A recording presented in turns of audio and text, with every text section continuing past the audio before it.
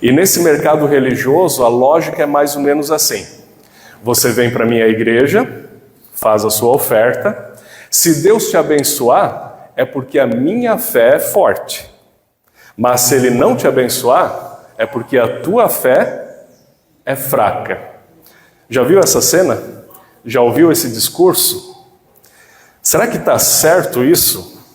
Será que é mesmo assim que funciona? Será que a Bíblia confirma essa lógica? O que, afinal de contas, é fé? É sobre isso que a gente vai meditar hoje. Na verdade, já estamos pensando sobre isso hoje. E quero então convidar você a abrir comigo o texto bíblico de Hebreus, no capítulo 11, os versículos 1 a 3 e depois 8 a 16. A fé é a certeza de coisas que se esperam, a convicção de fatos que não se veem. Pois pela fé os antigos obtiveram bom testemunho.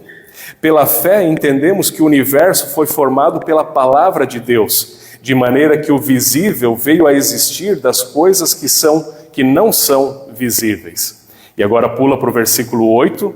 Pela fé, Abraão, quando chamado, obedeceu a fim de ir para um lugar que deveria receber como herança, e partiu sem saber para onde ia. Pela fé, peregrinou na terra da promessa como em terra alheia, habitando em tendas com Isaque e Jacó, herdeiros com ele da promessa. Porque Abraão aguardava a cidade que tem fundamentos, na qual Deus é o arquiteto e o construtor. Pela fé, também a própria Sara, esposa de Abraão, apesar de não poder ter filhos e já ser idosa, recebeu poder para ser mãe, pois considerou fiel aquele que lhe havia feito a promessa. Por isso, também de um só homem, praticamente morto, saiu uma posteridade tão numerosa como as estrelas do céu e inumerável como a areia que está na praia do mar. Todos estes morreram na fé, não obtiveram as promessas, mas viram-nas de longe e se alegraram com elas, confessando que eram estrangeiros e peregrinos na terra. Porque os que falam desse modo manifestam estar procurando uma pátria. E se na verdade se lembrassem daquela de onde saíram, teriam oportunidade de voltar. Mas agora desejam uma pátria superior, isso é, celestial. Por isso Deus não se envergonha deles de ser chamado seu Deus, porque lhes preparou uma cidade. Até aqui esse texto bíblico. E talvez essa seja a definição mais curta, pontual e mais específica que tem na própria Bíblia para dizer o que é fé. O autor do livro de Hebreus, no versículo 1 do capítulo 11, coloca: a fé é a certeza de coisas que se esperam, a convicção de fatos que não se veem. E se você observar na essência desse versículo, parece que ele coloca aqui algo que é contraditório. Afinal de contas, ele diz que certeza de coisas que se esperam. Ou seja, como é que você pode ter certeza de algo que você ainda espera, ou seja, de algo que está no futuro? Você só pode, pela visão humana, ter certeza daquilo que já passou. Você tem certeza daquilo que você fez ontem. Você tem certeza de coisas que aconteceram no passado. Pelo menos no passado que a gente lembra, né? Coisas lá do passado, às vezes a gente duvida também. Mas quando a gente olha para o futuro, à primeira vista parece incoerente dizer que podemos ter certeza de coisas que se esperam. Mas é justamente nessa aparente contradição que ele afirma o conceito da fé. Certeza, ou seja, uma convicção tão forte, mesmo daquilo que ainda está no futuro, das promessas de Deus, da presença de Deus conosco, fazendo a sua obra. Ou seja, a mesma certeza que a gente pode ter daquilo que está no passado, que a gente já viu acontecer, pela fé nós podemos ter olhando para o futuro. Parece contraditório, mas é essa lógica que está por trás aqui. A convicção de fatos que não se veem, diz aqui. De novo parece contraditório, porque você pode ter essa certeza, essa convicção, quase sinônimos são essas palavras aqui, daquilo que você está vendo. Afinal de contas, é muito comum, inclusive, as pessoas afirmarem: eu só acredito vendo. Só acredito vendo. E aqui diz que a fé é justamente aquela convicção de coisas que nós não podemos ver. E especialmente quando a gente fala do relacionamento com Deus, das questões de fé, é muito de coisas que nós não podemos ver. São coisas espirituais, coisas de Deus, que se tornam sim materiais, e então nós podemos ver. Mas aqui está dizendo de novo nessa comparação, que à primeira vista parece contraditório, dizendo a mesma certeza daquilo que eu tenho, daquilo que eu estou vendo, eu posso ter daquilo que eu não consigo ver. Ou seja, há realidades de Deus, realidades espirituais, que são maiores do que aquilo que os meus olhos podem captar, do que aquilo que eu consigo ver e perceber. Há algo maior. E essa é justamente a realidade da fé. E a mesma certeza, a mesma convicção dá para ter. Essa é a lógica desse versículo. E talvez aqui uma boa palavra que pudesse ser traduzida, inclusive nesse versículo, pelo grego hipóstasis, que aqui é traduzido por certeza, uma outra tradução poderia ser confiança. E se você quer talvez uma definição de fé em uma palavra, eu diria, guarda essa palavra, confiança.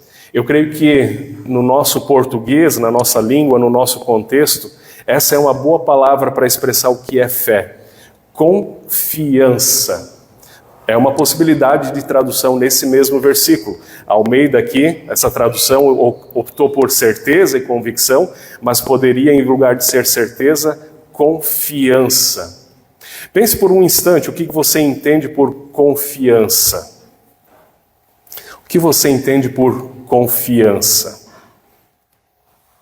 Primeiro ponto é que confiança parece que implica ou pressupõe um sujeito, alguém em quem você confia, certo? Então percebam aqui, a gente já vê um grande indício de que a fé é um relacionamento, ou seja, alguém em quem eu confio. No caso, eu confio em Deus, ou seja, pressupõe esse relacionamento com Ele. Tentei pensar em um exemplo de confiança e lembrei de uma cena que me chamou a atenção. Talvez você que é pai, talvez tenha observado na sua história com seu filho também essa cena. Mas para mim chamou a atenção a primeira vez, quando depois de muitas vezes que nós entramos com meu filho no carro para sair, para viajar, para fazer qualquer coisa, a primeira vez ele perguntou para mim: pai, onde nós vamos? Primeira vez que ele perguntou aquilo me chamou a atenção. E sabe por quê? Porque até então, naquele momento, não lembro a idade que ele tinha, 6, 7 anos, até então, durante todos esses anos, todas as vezes que ele havia entrado no carro comigo para ir a algum lugar, ele simplesmente entrou no carro sem sequer se perguntar para onde estava indo. Pegou a lógica? Entrou no carro sem sequer saber para onde estava indo. Simplesmente foi, naquela confiança de saber que para algum lugar bom nós vamos, porque afinal de tudo eu confio naquele que está me guiando. Me chamou a atenção quando pela primeira vez ele perguntou, não pela pergunta em si, mas justamente por essa pergunta denotar que tantas vezes ele não havia perguntado, havia simplesmente confiado. Talvez isso seja um pequeno exemplo, muito simples ainda, do que é confiança. Você pode pensar o seu exemplo, o que seria confiança na tua ideia. Talvez não por acaso, Jesus tantas vezes usa as crianças pequenas justamente como exemplo de fé e de confiança. Só que se a gente olha para a nossa vida, de crianças para adultos, parece que a gente vai crescendo e ao longo do tempo parece que a gente vai meio que aprendendo a desconfiar, não é verdade? Talvez justamente pelas experiências que a gente vai fazendo na nossa vida, às vezes experiências complicadas, e a gente vai perdendo essa confiança ingênua, digamos assim. Mas esse é o processo natural, para que talvez, inclusive, a gente chegue numa fé madura, numa fé mais consciente, mais trabalhada, inclusive. E essa fé madura, eu arrisco dizer aqui, que ela é resultado de um processo de vida. Essa fé mais madura, agora que eu digo, igual a de uma criança, no entanto, mais madura, é um processo que acontece na nossa vida. É resultado de uma caminhada com Deus, uma construção, eu arrisco dizer aqui, de longo prazo. Não é uma coisa de uma hora para outra. E talvez a chave justamente aqui é relacionamento com Deus. Fé, especialmente fé em Deus, não prescinde do relacionamento com Deus. A palavra-chave para uma fé madura, guarde isso, é o relacionamento com Deus, que se dá numa caminhada, no dia a dia, na vida, entre falhas e acertos, entre altos e baixos. Por isso eu arrisco dizer que a fé não nasce pronta no nosso coração, não vem de uma hora para outra.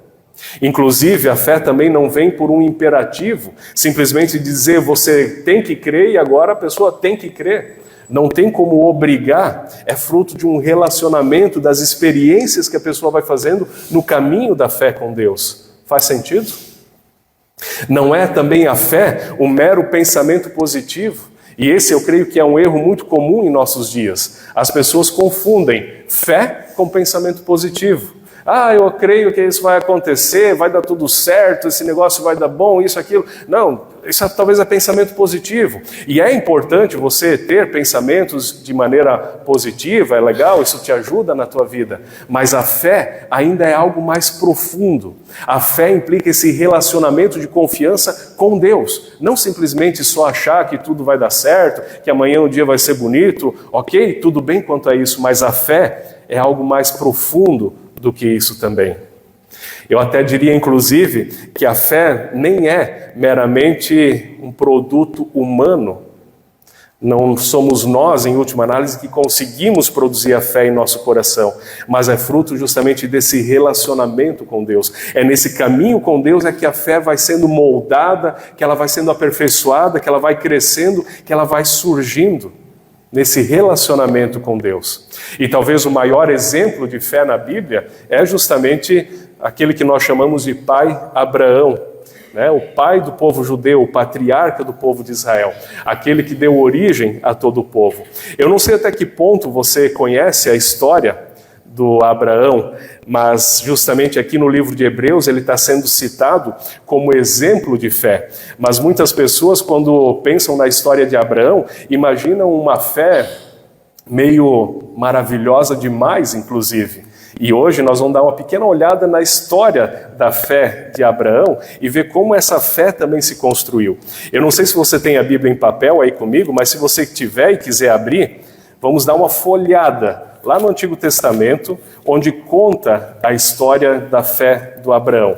E a história do Abraão começa lá em Gênesis no capítulo 12. Comecinho da Bíblia, primeiro livro da Bíblia, Gênesis capítulo 12. Se você olhar lá o título, vai dizer, Deus chama Abraão e lhe faz promessas. E esse versículo é chave, porque de fato, Abraão vivia lá numa cidade chamada de Ur, e Deus chama ele dizendo, Abraão, sai da tua terra, sai da tua parentela, do meio das pessoas da tua família e vai para uma terra distante. Eu vou te abençoar e você vai ser uma bênção para muitas nações. E Abraão vai, pega Sara, sua esposa, seus bens e sai mundo afora. Detalhe, sabe quantos anos ele tinha quando aconteceu esse chamado? 75 anos. 75 anos. Eu não sei como Deus falou com ele, né? Se foi em voz audível ou ele sentiu no coração, não sei, a Bíblia não fala isso, simplesmente diz que Deus o chamou para sair da sua terra, largar tudo e ir mundo afora, para uma terra que eu vou te mostrar. Eu imagino até, né? Deus, para onde que eu vou? Não, vai, eu vou te mostrar para onde você vai. Não sei, vai, simplesmente vai. E Abraão sai. E ele sai mundo afora confiando nessa promessa de Deus.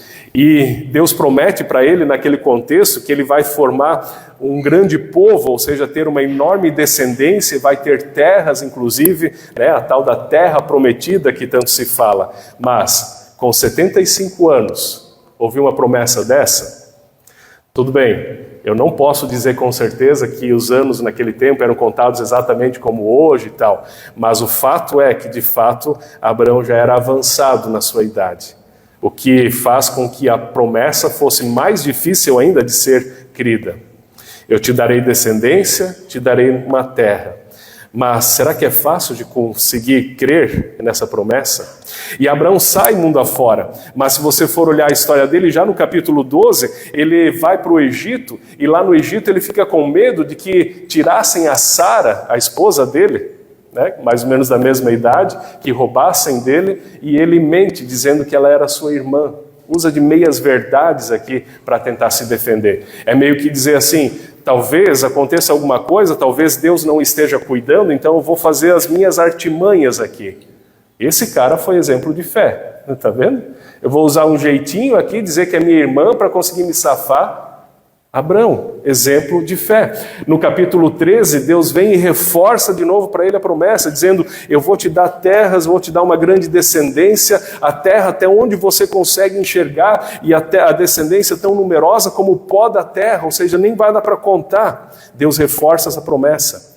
Agora no capítulo 15, Abraão chega para Deus e diz, pois é Deus, não sei quantos anos tinham passado, mas está vendo? Nada da gente ter filhos ainda. Eu estou achando que essa tua promessa não vai dar certo, Deus. Mas vamos fazer o seguinte, eu tenho aqui um empregado que nasceu na minha casa, é uma pessoa muito de confiança, vamos deixar que ele seja o meu herdeiro, vamos continuar a história com ele. Olha só Abraão tentando negociar com Deus a sua promessa. Deixa que o meu empregado seja meu herdeiro. Isso, inclusive, era comum naquele tempo, nas leis, inclusive, né, que alguém que não tivesse filhos podia deixar a sua herança, a sua descendência para um dos empregados. Mas Deus, de novo, reforça a sua promessa e diz, Abraão, olha as estrelas. E aí é o texto bíblico que nós lemos. Consegue contar? Pois eu estou te dizendo que assim vai ser a tua descendência, Abraão. Acredita, creia em mim. E Abraão, vacilante na fé. E passam-se mais alguns anos, de repente nada daquilo se cumprir, e Abraão chega para Deus, Deus, pois é, vamos fazer o seguinte, minha empregada está aqui, ela pode me ajudar nisso. Teve um filho com a empregada, Agar, nasce Ismael, e aí Abraão diz para Deus, deixa que Ismael seja meu filho. Olha a artimanha do homem que é exemplo de fé na Bíblia, deixa que esse filho seja meu herdeiro. Tentando dar um jeitinho. E Deus novamente diz para Abraão, você terá um filho, você com a tua esposa terá um filho e esse será o seu descendente. No capítulo 17, inclusive, Deus muda o nome de Abraão. Ele era Abrão, passa a se chamar Abraão, em referência ao nome que significa pai de multidões, né? Abrão significa simplesmente pai, um nome honroso para pai. E Abraão, com um a mais, significa pai de multidões. E assim Deus muda o nome dele para afirmar ainda mais essa promessa. Institui a circuncisão como um sinal, uma aliança da promessa de Deus. E Deus sempre tem que estar insistindo, de novo dizendo para Abraão que vai cumprir a sua promessa. E Abraão acaba duvidando de novo. No capítulo 20, Abraão agora de novo usa uma artimanha para tentar proteger Sara, mente e sempre de novo desconfiando da promessa de Deus. Até que no capítulo 21, e se você abrir lá, no capítulo 21, o que acontece? Enfim, o nascimento de Isaque. Do capítulo 12 até o capítulo 21, quando Abraão já tinha 100 anos, pasme, 100 anos ele já tinha. Então nasce o seu filho, começa a se cumprir a promessa de Deus. De 70 para 100 anos, me ajude, são quantos 30. anos de espera? 30. 25 anos, né? 75 para 100. Não sou bom de matemática, mas obrigado pela ajuda. 25 anos esperando a promessa. Calcula, e tem gente que é apressada, né? 25 anos, Deus moldando aquela fé no coração de Abraão até que nasce o seu filho. E aí acontece a grande prova de fé. Se você olhar no capítulo 22, o que Deus faz? Justamente agora, quando Abraão recebeu aquele filho, ou seja, de repente no coração dele estava começando a acender aquela confiança de dizer, agora sim eu acredito que eu vou ter uma descendência, agora sim eu acho que eu vou poder me multiplicar. O que Deus faz? Abraão, vem cá, nós vamos lá fazer um sacrifício. E eu quero que você me entregue o teu filho. Consegue imaginar isso? Depois de 25 anos esperando, Deus pede que ele dê em sacrifício aquele filho tão esperado, aquele filho pelo qual poderia vir o cumprimento daquela promessa. Entre parênteses aqui, eu sei, parece uma coisa muito estranha, né? Deus pediu um filho em sacrifício, mas era um costume comum naquela época. Eu não estou legitimando isso com isso, entende? Mas era comum entre os povos sacrifícios humanos de filhos, inclusive. Mas a grande questão aqui é que Deus justamente faz isso, acredito eu, para quebrar justamente isso. Porque Deus não deixa que Abraão sacrifique o filho. Ele não permite que isso aconteça. Deus quebra justamente essa lógica do sacrifício humano. E no Novo Testamento, acaba definitivamente com esse sacrifício, que depois passou a ser sacrifício de animais, entregando seu próprio filho, e diz, não precisa mais de sacrifício nenhum. Veja como Deus rompe, né, com as outras culturas que muitas vezes agem dessa forma. Mas aqui, a grande questão era que Deus estava pedindo não somente um filho, mas o que Deus estava pedindo para Abraão era justamente toda a sua promessa, a confiança que podia colocar em xeque aqui toda a sua descendência.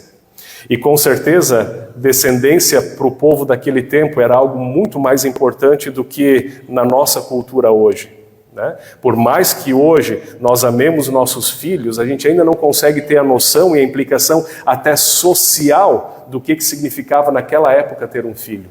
Era a sua história, era a sua posteridade, e isso tinha muito valor. E quando Deus pede para entregar o filho, ele está perguntando se Abraão de fato consegue confiar em Deus.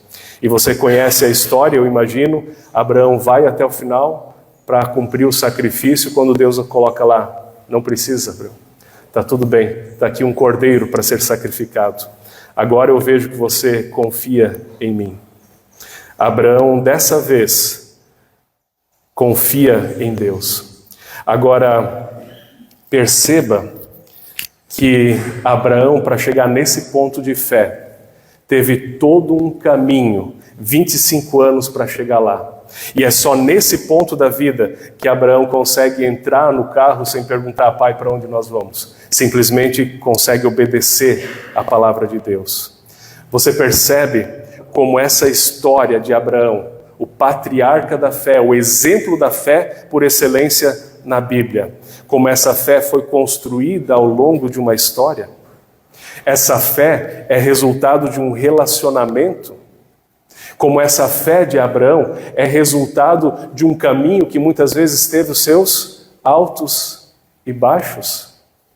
E aí eu pergunto, por acaso a tua fé não é assim também? Você consegue estar com a fé sempre em alta? Se houvesse um femômetro, conseguiria estar com a fé sempre alta, pulsante, viva, eficaz? Ou você, assim como eu, também tem os momentos de baixo na sua fé? Pois Abraão também teve. O exemplo de fé na Bíblia também teve os seus altos e baixos. O exemplo de fé na Bíblia não nasceu com essa fé pronta, mas foi uma fé moldada num caminho de mais de 25 anos de história. Só então é que Abraão conseguiu chegar a ser quem de fato ele foi como exemplo de fé. E isso, meus amigos, quer dizer que eu e você também podemos estar sendo moldados na nossa fé. Eu e você também podemos estar sendo construídos nessa fé. E sim, a nossa fé se constrói justamente nos dilemas da vida. A fé não se constrói principalmente quando tudo está bem, mas é justamente quando você passa pelos desertos da vida, pelos sofrimentos da vida, é justamente quando as circunstâncias te pedem que você entregue aquilo que tem de mais precioso, que ali a sua fé vai sendo moldada. E é nesse relacionamento com Deus, nesse caminhar com Deus, que a sua fé vai sendo elaborada, eu diria assim, polida, talvez daria para dizer construída, lapidada, não sei qual a melhor palavra para expressar isso que Deus vai fazendo na nossa fé. Mas eu quero dizer que a fé se constrói no caminho, e as dúvidas fazem parte dessa caminhada. As dúvidas fazem parte dessa caminhada. Eu lembro da história quando Jesus chegou para um pai de uma criança endemoniada e Jesus diz, tudo é possível se você crê. E aquela pessoa responde para Deus, para Jesus, eu creio, mas me ajuda na minha falta de fé. Olha que bonita essa palavra. Eu creio, é quase como ele estivesse dizendo, que nem o hino que nós cantamos, eu quero crer, meu Senhor, mas me ajuda na minha falta de fé. Sim, você pode pedir ajuda para Deus, inclusive na sua falta de fé. Olha que maravilhoso isso. E quem sabe justamente por trás disso já seja Deus trabalhando na fé na sua vida. Eu creio, mas me ajuda, Deus, na minha falta de fé. Eu li esses dias um folhetinho do missionário Lodemar, não sei se ele está acompanhando hoje, volta e meia ele está acompanhando aqui no culto, onde ele conta a história da primeira noite de uma criança órfã, quando ela e o seu pai voltam para casa depois do sepultamento da mãe, e a criança não conseguia dormir, o pai deitado na cama ao lado dela, e no meio da noite aquela criança, todo aquele sofrimento na perda da sua mãe, pergunta: pai, você ainda está aí? Pai, você ainda está aí? Talvez a gente também, na escuridão da nossa noite, no nosso sofrimento, às vezes tenha que fazer essa pergunta: pai, você ainda está aí? Mas só é possível fazer essa pergunta quando nós temos a esse pai para quem perguntar. E justamente o pai responde: sim, eu ainda estou aqui. É bem interessante esse folheto, se você tiver oportunidade, leia. Mas é esse o relacionamento. Nós podemos chegar para Deus e dizer: pai, você está aí? Eu me sinto sozinho, me sinto aflito, me sinto fraco na fé, você ainda está aí? Ele nos responde, ele diz: sim, eu ainda estou aqui. Eu digo tudo isso para mostrar para você de que a fé não é só alta, mas a fé também se constrói na caminhada, mesmo entre baixos. Inclusive, eu digo assim, cuidado, muita atenção. A fé não é barganha com Deus. A fé não é uma moeda de troca para você negociar alguma coisa com Deus. Por isso, muito cuidado, inclusive, com aquilo que eu chamo dos agiotas da fé. Sim, né? No mercado religioso do nosso mundo hoje, eu chamo que tem aqueles agiotas da fé, ou seja, que acham que podem negociar a fé nas pessoas. Muito cuidado com isso. A fé não é negócio, ela é um relacionamento. A fé não serve para manipular as pessoas. Cuidado, fique atento com isso. Inclusive, cuidado com aqueles que dizem que têm muita fé. Eu assisti um filme uma certa vez, achei muito legal o título. É bem antigo já, faz tempo que eu assisti, mas o título do filme já fala muito. Fé demais não cheira bem. Dá até um trocadilho, né? Imagina o que você quiser. Fé demais não cheira bem. É bem interessante esse fé. Mostra justamente as trambicagens de muitas pessoas em nome da fé. Cuidado com isso. Cuidado, né? E é nesse ponto, inclusive, que muitas pessoas caem por causa do seu egoísmo, porque querem a bênção de Deus, mas não querem o processo. Querem tudo pronto na sua vida, as bênçãos de Deus, mas não querem ser trabalhadas por Deus no seu dia a dia, na sua vida. Cuidado com o imediatismo, inclusive na sua relação com Deus. Sabe, quando a gente olha para Abraão, mesmo que teve o seu filho, ele ainda não viu todo o cumprimento da sua promessa, porque a promessa era que ele teria filhos, descendência, terras, formaria um grande povo. Mas ele morreu antes disso se cumprir plenamente. Percebeu nisso? O versículo 13 do texto que nós lemos diz: todos estes patriarcas, exemplos de fé, inclusive Abraão, morreram na fé, não obtiveram as promessas, mas viram-nas de longe e se alegraram com elas, confessando que eram estrangeiros e peregrinos na terra. Olha que palavra é essa! Abraão creu, mesmo que na sua vida ele não viu o cumprimento daquela promessa, ou seja, as bênçãos de Deus para a vida dele nem cabiam na sua vida. No tempo da sua vida, nos 75 anos que ele viveu, foi mais idoso que a dona Adelaide, 175 anos, a bênção de Deus ainda era maior do que isso. E ele morreu na fé, sem receber o cumprimento pleno das suas promessas. Quem somos nós para achar que Deus tem que dar tudo para nós num piscar de olhos? Paciência, calma. Deixa Deus te moldar no processo. Não atropela as coisas. Talvez Deus esteja justamente moldando a tua fé no teu coração. E sabe, quanto aos dilemas da vida, sabe aquelas situações que a gente fica com dúvida? É por aqui ou é por ali? E às vezes a gente não tem certeza. Eu diria, vai com dúvida mesmo. Pede a orientação para Deus e vai.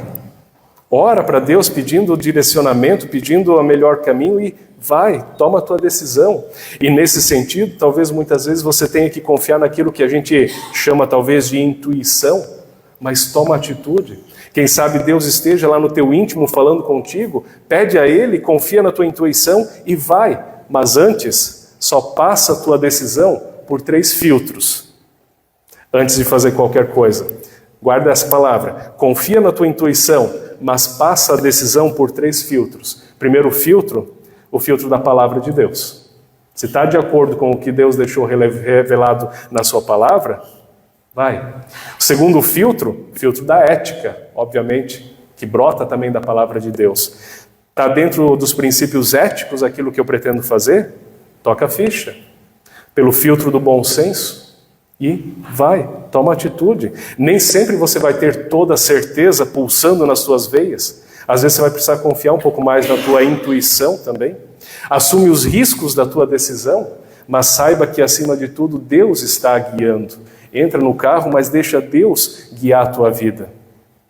Sabe, nós sempre vamos conviver com a dúvida, inclusive porque na nossa vida a gente só consegue fazer uma escolha, né? Às vezes você está numa encruzilhada e você fica pensando qual será que é a melhor decisão. E aí você toma uma decisão e isso implica que você não tomou a outra decisão. E aí quando você vai por esse caminho e dá alguma coisa de errado, você pensa, e se eu tivesse tomado a outra decisão? E aí você pensa que lá teria sido perfeito.